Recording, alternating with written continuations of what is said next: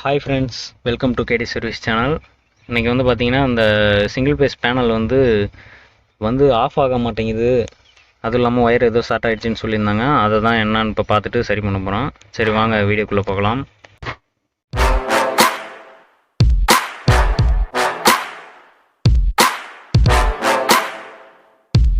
பேனலை முதல்ல ஓப்பன் பண்ணிடலாம். ஓப்பன் பண்ணிவிட்டு என்ன பிரச்சனைன்னு பார்க்கலாம். என்ன ஒயரை ஷார்ட் ஆகிருக்குன்னு பார்ப்போம். பார்த்துட்டு அதுக்கப்புறமா என்ன ஃபால்ட்டு, என்ன சரி பண்ணலான்றதை பார்க்கலாம். பார்த்தீங்கன்னா அந்த கான்டாக்ட் தான் விழுவுலன்னு சொன்னாங்க. அது வந்து ஆன் பண்ணால் வந்து உள்ளுக்கே நிற்கிதாட்டுக்கு, ஆஃப் பண்ணால் விழுவ மாட்டேங்குதாட்டுக்கு. மெயின் ஆஃப் பண்ணதுக்கப்புறம் தான் ஆஃப் ஆகுது. அந்த மாதிரி இருந்துச்சு. நம்ம நார்மலாக அழுத்தி பார்க்கும்போது அந்த இது வந்து தெரியாது. ஆனால் சப்ளை கொடுத்து ஆன் பண்ணும்போது தான் தெரியும். ஒருவேளை அந்த புஷ் பட்டனால் கூட அந்த மாதிரி ஆயிருக்கலாம். புஷ் பட்டன் வந்து பாருங்கள் லூஸாக இருக்குது. அதனால் கூட நாப்பு போய் தள்ளி போகாமதுனால கூட அந்த மாதிரி ஆயிருக்கலாம். இப்போ கான்டாக்டையும் க்ளீன் பண்ணிடலாம், அந்த புஷ் பட்டனையும் சரி பண்ணிடலாம். சரி பண்ணிவிட்டு இந்த ஒயரு பாருங்கள், கீழே பாருங்கள் தெரியுதுங்களா, அந்த இடத்துல தான் வந்து வெந்திருக்கு ஒயரு. அதையும் என்னன்னு பார்த்துட்டு சரி பண்ணிடலாம். இப்போ வந்து கான்டாக்டை கழட்டிடலாம். கான்டாக்டை ஃபுல்லாக ஒயரு எல்லாத்தையும் கனெக்ஷன்லாம் கழட்டி விட்டுட்டு கான்டாக்டை முதல்ல பேனல்லேருந்து கழட்டி வெளியில் எடுத்துக்கலாம்.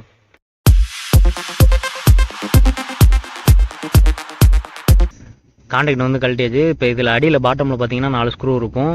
அந்த 4 ஸ்க்ரூவை கழட்டணும் அப்படின்னா அந்த பிளேட் தனியாக வந்துடும். அதுக்குள்ளே வந்து காயில் இருக்கும், 220 வோல்ட் காயில். அதை வந்து வெளியில் எடுத்துடலாம்.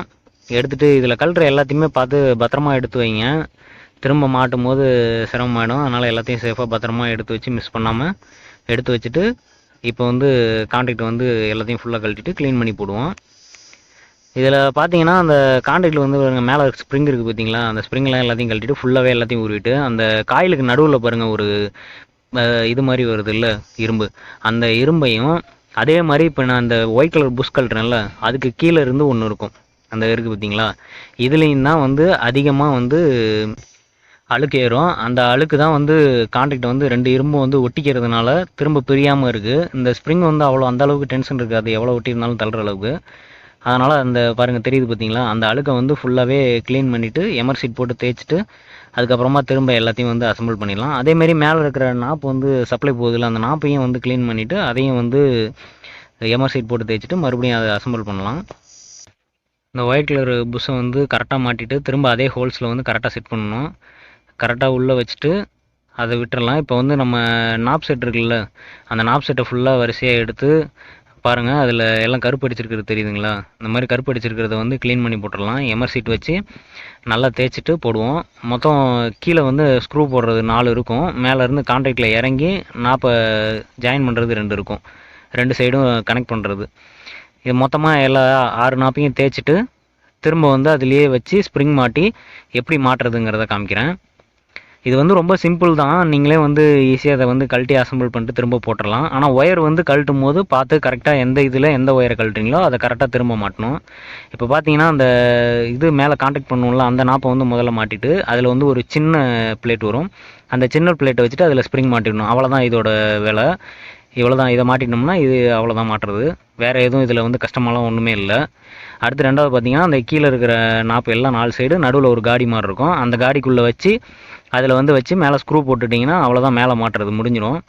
இது வந்து ரொம்ப சிம்பிளாக இருக்கும் மாட்டுறது. இது வந்து ஈஸியாக கழட்டி க்ளீன் பண்ணலாம். இந்த மாதிரி தான் கழட்டி க்ளீன் பண்ணணும்.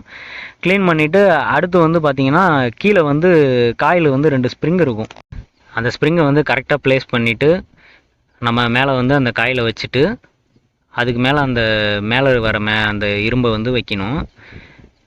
அந்த சேஃபில் இருக்குல்ல அந்த இரும்பை இப்போ வந்து காயில் கரெக்டாக அந்த ரவுண்டு தெரியுது பாருங்கள், அந்த ரவுண்டு வந்து இந்த 2 ஸ்ப்ரிங்லேயும் வச்சு கரெக்டாக வச்சிடணும். ரெண்டாவது இந்த நீங்கள் கழட்டும் போது இந்த காயிலோட ஒயர் வந்து மேலே இருந்துச்சா கீழே இருந்துச்சான்னு பார்த்து அதுக்கேற்ற மாதிரி தான் வந்து ஃபிட் பண்ணணும். அப்போ தான் வந்து கீழே இருக்க பிளேட்டை கரெக்டாக வச்சிங்கன்னா திரும்ப அதே இடத்துல போய் அசம்பிள் ஆகும், வந்து ஒயர் கொடுக்கும்போது கரெக்டாக இருக்கும். இல்லை அப்படின்னா மாறிடும், திரும்ப நீங்கள் கழட்டி அப்புறம் திரும்ப மாற்றி வைக்கிற மாதிரி ஆகிடும். இப்போ வச்சாச்சு. இதை எடுத்து அப்படியே மேலே வந்து வச்சு லாக் பண்ணிட வேண்டியதான். லாக் பண்ணிவிட்டு இப்போ வந்து எப்படி இது வந்து ஃபங்க்ஷன் ஆகும் அப்படின்னா, கீழே இருக்கிறது எல்லாமே அப்படியே தான் இருக்கும். மேலே இருக்கிறது பார்த்தீங்களா, ஸ்ப்ரிங் இருக்குது பார்த்தீங்களா, அந்த இது வந்து தான் அந்த இரும்பு தான் வந்து கீழே இறங்கும். கீழே இறங்கி ஸ்டார்டர் வந்து ஆன் ஆகும். அவ்வளோதான் இதோட ஃபங்க்ஷனு. இப்போ மாட்டியாச்சு. இதை ஸ்க்ரூ ஃபுல்லாக பண்ணிவிட்டு திரும்ப எடுத்து பேனல்லே மாட்டிடலாம்.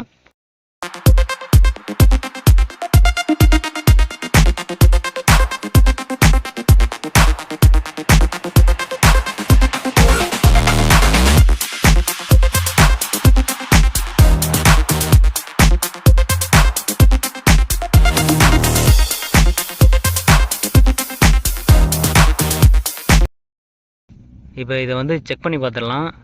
நான் வந்து இதை வந்து சீரியஸில் தான் போட்டு செக் பண்ண போகிறேன். சீரியஸ்லி இது வேலை செய்யும் காயில். இப்போ டேரெக்டாக காயிலில் வந்து சப்ளை கொடுத்தோம் அப்படின்னா கான்டாக்ட் வந்து ஆன் ஆகுதான்னு தான் இப்போ செக் பண்ண போகிறேன். நல்லா இருக்கா என்னன்னு பார்க்குறதுக்கு, ஒட்டாமல் இருக்கா என்னன்னு பார்க்குறதுக்கு. பாருங்கள், ஆன் ஆஃப் ஆகுது, தெரியுதுங்களா? எத்தனை தடவை வச்சு எடுத்தாலும் ஒட்டல, பிடிக்கவும் இல்லை, நல்லா ஆன் ஆஃப் ஆகுது. இப்போ எடுத்து நம்ம வந்து இதில் பேனலில் மாட்டிடலாம். மாட்டிட்டு ஒயர் கனெக்ஷன்லாம் கொடுத்துடலாம். அதுக்கு முன்னாடி அந்த ஒயர் டேமேஜ் ஆயிருந்ததில்ல, அந்த ஒயரையும் வந்து சரி பண்ணிடலாம், அது என்னன்னு பார்த்துட்டு. இப்போ பேனல் எடுத்து பேனல் இருக்க கெப்பாசிட்டர் வந்து கழட்டிடலாம். கெப்பாசிட்டர் வந்து கழட்டிட்டு கெப்பாசிட்டரும் வந்து செக் பண்ணணும் நல்லா இருக்கா என்னான்ட்டு. நாங்கள் எப்போ பேனல் வந்தாலும் எல்லா கெப்பாசிட்டியும் செக் பண்ணிவிடுவோம். செக் பண்ணிவிட்டு தான் வந்து எல்லாத்தையுமே கம்ப்ளீட்டாக பார்த்துட்டு தான் கொடுப்போம். கெப்பாசிட்டியும் கழட்டி வச்சுட்டு அந்த ஒயர் ஷார்ட் ஆனதை வந்து சரி பண்ணிவிட்டு அதுக்கப்புறமா கெப்பாசிட்டியும் செக் பண்ணிவிட்டு கான்டாக்டு கெப்பாசிட்டி எல்லாத்தையுமே திரும்ப மாட்டி திரும்ப ஆன் பண்ணி பார்த்துடலாம். இப்போ கெப்பாசிட்டர் தனியாக எடுத்து வச்சுட்டு அதில் வந்து ஸ்லீவ் போட்டிருக்கு ஒயரில், அந்த ஸ்லீவெல்லாம் கட் பண்ணிவிட்டு ஒயர் எங்கேருந்து வருது எந்த ஒயரு அப்படின்னு சொல்லிட்டு பார்த்துட்டு அது வந்து ஒயர் வந்து பத்துச்சுன்னா அதையே போட்டுடலாம். அப்படி இல்லைனா எக்ஸ்டெண்ட் பண்ணி ஜாயின் பண்ணி போட்டுக்கலாம். சரி, இப்போ ஸ்லீவை கட் பண்ணுவோம் கெப்பாசிட்டர் கழட்டி வச்சுட்டு.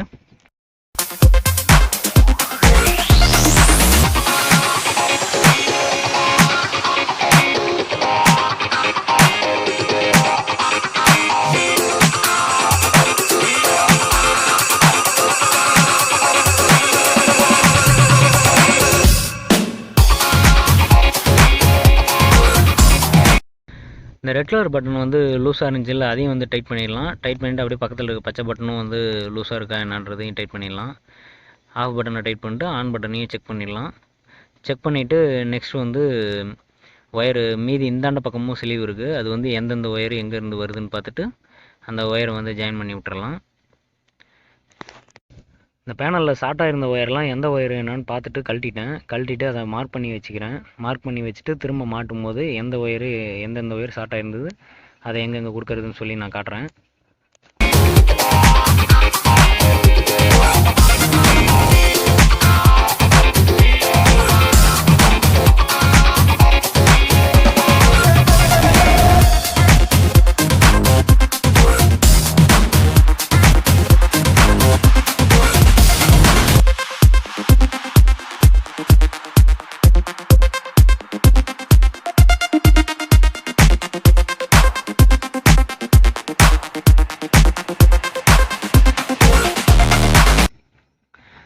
கெப்பாசிட்டர் பார்த்தீங்கன்னா 50 கெப்பாசிட்டர் ஒன்று இருந்துச்சு, 50 கெப்பாசிட்டர் ஒன்று, 150 to 200 கெப்பாசிட்டர் ஒன்று இருந்துச்சு.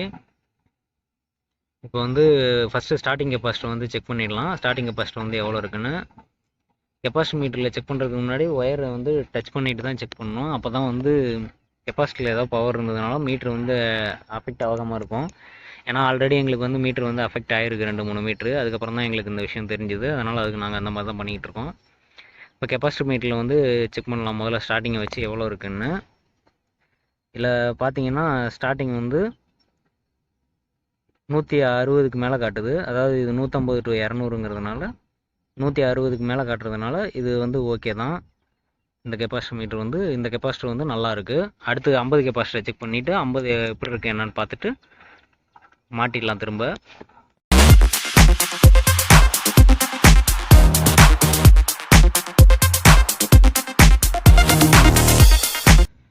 50 கெப்பாசிட்டர் மாட்டுவோம்.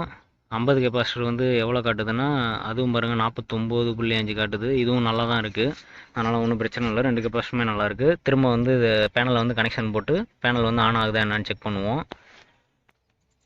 கெப்பாசிட்டர் வந்து வச்சாச்சு. கெப்பாசிட்டர் வந்து 2 கெப்பாசிட்டியுமே வச்சுட்டு இப்போ இந்த ஒயர் வந்து மோட்ரு ஆன் ஆனால் லைட் எரியறதுக்காக இண்டிகேட்டரோட ஒயர் இது, அதை ஓரமாக வச்சிடலாம். வச்சுட்டு ஸ்டார்டிங்கோட ஒயர் இருக்குல்ல, அந்த ஸ்டார்டிங்கோட ஒயரை எடுத்து, அதாவது ஸ்டார்டிங் ஒயரும் இருந்துச்சு, ஒரு முடிச்சு போட்டு மார்க் பண்ணி வச்சுருந்தேன். இந்த ஸ்டார்டிங் ஒரு ஒயரை எடுத்து ஸ்டார்டிங் கெப்பாசிட்டரோட ஒரு ஒயரோட ஜாயின் பண்ணி தனியாக ஒரு கான்டாக்டில் கொடுத்துடலாம். இது வந்து புஷ் பட்டன்லேருந்து புஷ் பட்டன் அழுத்தினா மட்டும் சப்ளை கண்டென்சருக்கு வர மாதிரி செட் பண்ணியிருக்கு. இப்போ இதை வந்து தனியாக ஒரு கான்டாக்டில் ஒரு போலில் கொடுத்துடலாம். கொடுத்துட்டு ஸ்டார்டிங் ரன்னிங் ஒன்றா சேர்ந்து 6ல் கொடுக்கணும். 6ல் கொடுப்போம். அந்த 6ல் கொடுக்கும்போது பார்த்தீங்கன்னா இந்த இண்டிகேட்டர் ஒயர் இருக்குல்ல, தனியாக விட்டுருக்கேன்னு சொன்னால அந்த இண்டிகேட்டர் ஒயரையும் சேர்த்து கொடுக்கணும். அது வந்து மோட்ரு ஆன் ஆனால் லைட் எரியிற மாதிரி. அப்புறம் இன்னொரு ஒயர் வந்து 2 மார்க் பண்ணியிருக்கேன்ல, அந்த ஒயரும் வந்து 6ல் தான் கொடுக்கணும். அதையும் வந்து கொடுத்துடலாம். ஃபஸ்ட்டு அதை வந்து கொடுக்கறதுக்கு மறந்துட்டேன், அதனால் திரும்ப அதுக்கப்புறம் சேர்த்து கொடுத்தேன். இப்போ ஸ்டார்டிங்கோட ஒரு ஒயரும் ரன்னிங் கெப்பாசிட்டரோட ஒரு ஒயரையும் எடுத்து ஒயில் கொடுத்துடலாம். முதல்ல ஒயில் கொடுத்துட்டு அதுக்கப்புறமா ரன்னிங் கெப்பாசிட்டரோட ஒரு ஒயரும் இண்டிகேட்டரோட ஒரு ஒயரும் அப்புறம் அந்த 2 ஒயரையும் சேர்த்து ஆரில் கொடுத்துடலாம். அவ்வளோதான் இந்த கெப்பாசிட்டர். இதை கொடுத்து முடிச்சுட்டு கான்டாக்டை வந்து செட் பண்ணிடலாம் பேனலில். இந்த பேனல் வந்து ஃபுல் ஒயரிங் வந்து நான் சீக்கிரமாக வீடியோ போடுறேன். ஏதாவது கான்டாக்ட் ஒர்க் வரும்போது, இந்த panel single phase panel work வரும்போது நான் ஃபுல் ஒயரிங் வந்து எப்படி பண்ணுறதுன்னு சொல்லிட்டு நான் கண்டிப்பாக ஒரு வீடியோ போடுறேன்.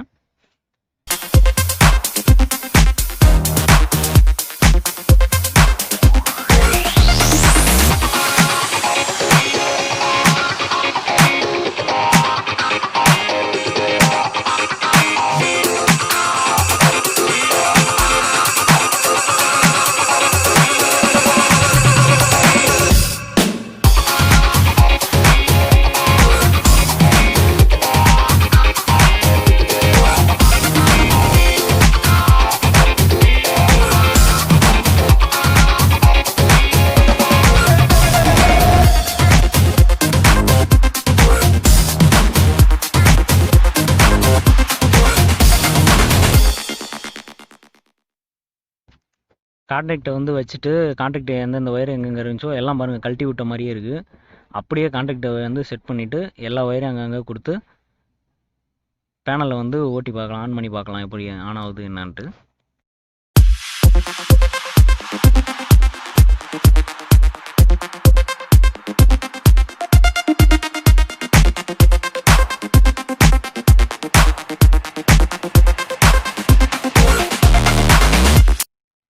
பேனல் பார்த்தீங்கன்னா கரெக்டாக ஆன் ஆகுது. ஆன் பட்டன் அழுத்தினா ஆன் ஆகுது, ஆஃப் பட்டன் அழுத்தினா ஆஃப் ஆகுது. கரெக்டாக இருக்குது. இப்போ பேனல் வந்து ரெடி ஆகிடுச்சு. நம்ம அந்த வோல்டேஜ் பூஸ்ட் பட்டன் வந்து உடஞ்சிருந்தது, அந்த வோல்டேஜ் பூஸ்ட் பட்டனை மாற்றிட்டு ஒயருக்கெல்லாம் ஃபுல்லாகவே டேக் அடிச்சிட்டேன். டேக் அடிச்சுட்டு அந்த வோல்டேஜ் பூஸ்ட் பட்டனை மட்டும் மாற்றிட்டு புதுசு போட்டாச்சு. இப்போ இந்த பேனல் வந்து கம்ப்ளீட்டாக வேலை முடிஞ்சிடுச்சு. ஓகே ஃப்ரெண்ட்ஸ், நெக்ஸ்ட் வீடியோவில் மீட் பண்ணுவோம். வீடியோ பார்த்து சப்போர்ட் பண்ணுறவங்களுக்கு ரொம்ப நன்றி. இதே மாதிரி சப்போர்ட் பண்ணுங்கள். இது மாதிரி நிறைய வீடியோ போடுறேன், நிறைய ஐடியாஸ் இருக்குது, நிறைய வீடியோ போடுறேன். சப்ஸ்கிரைப் பண்ண மறக்காதீங்க. Okay friends, bye. Thanks for வாட்சிங்.